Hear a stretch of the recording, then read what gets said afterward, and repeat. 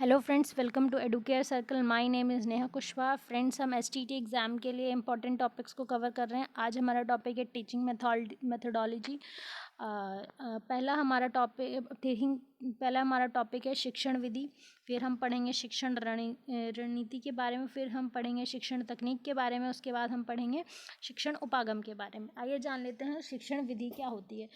शिक्षण विधि परिभाषित योजना है जिसके अनुसार हम कक्षा में शिक्षण करवाते हैं। यह एक प्रक्रिया है, या फिर हम कह सकते हैं एक तकनीक है, या फिर एक तरीका है। यानी कि शिक्षण विधि क्या है?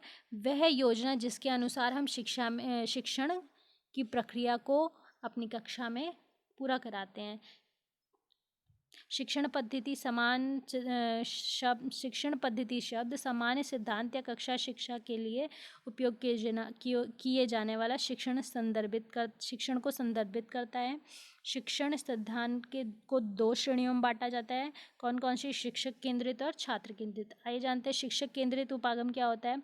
शिक्षक केंद्रित में मूल रूप से शिक्षक को ही सारी भूमिका निभानी होती है, जिसमें छात्र एक तरीके से खाली बर्तन के समान देखा जाएगा, जिसमें सारा कंट्रोल शिक्षक के पास होता है। जिसमें प्राथमिक भूमिका परीक्षण और मूल्यांकन।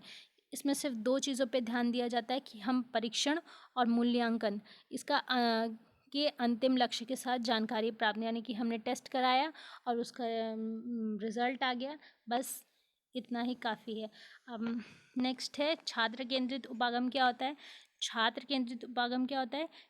इसमें शिक्षक की प्राथमिक भूमिका छात्र अधिगम और सामग्री की समझ को प्रशिक्षित कराना और सुविधाजनक बनाना है।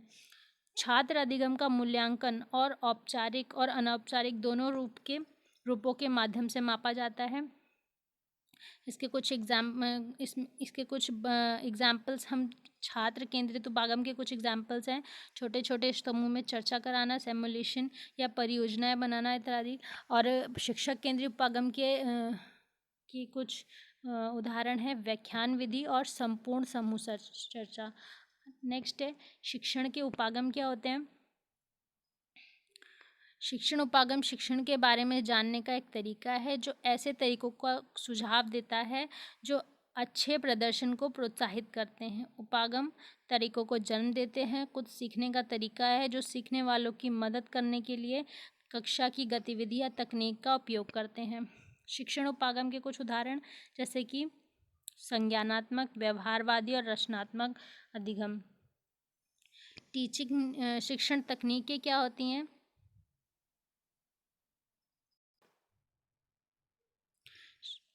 शिक्षण तकनीक और अधिगम की प्रक्रिया में एक विशेष कार्य को करने का अनूठा तरीका है। इस प्रकार एक व्यक्तिगत शिक्षण की रणनीति को लागू करने का अनूठा तरीका है। यानी कि हम अलग अलग व्यक्ति अलग अलग तरीके से शिक्षण की तकनीक का इस्तेमाल करता है। अगर हम एग्जाम्पल लें तो एक सिंगल टीचर, दो टीचर एक ही टॉपिक को अलग अलग तरीके से पढ़ाते हैं। यह शिक्षण तकनीक कहलाती है। शिक्षण की रणनीति क्या है। शिक्षण रणनीति शिक्षण गतिविधियों को एक सावधानीपूर्वक योजना है जो प्रभावी शिक्षण और अधिगम को सुनिश्चित करती है। यह एक विशिष्ट लक्ष्य या लक्ष्यों की श्रृंखला को प्राप्त करने के लिए बनाई गई कार्य योजना है। हर पाठ के नियोजन चरण में शिक्षण यह तय करता है कि अध्यापन की कौन सी विधि अपनाई जाए, चाहे वह शिक्षक केंद्रित हो या बाल केंद्रित हो। यानी कि शिक्षण कराने से पहले जो हम रणनीति बनाते हैं कि हम इस चैप्टर को, इस टॉपिक को किस तरीके से पढ़ाएंगे, वह कहलाती है शिक्षण की रणनीति। आइए एक टेबल के माध्यम से समझते हैं कि शिक्षण के उपागम।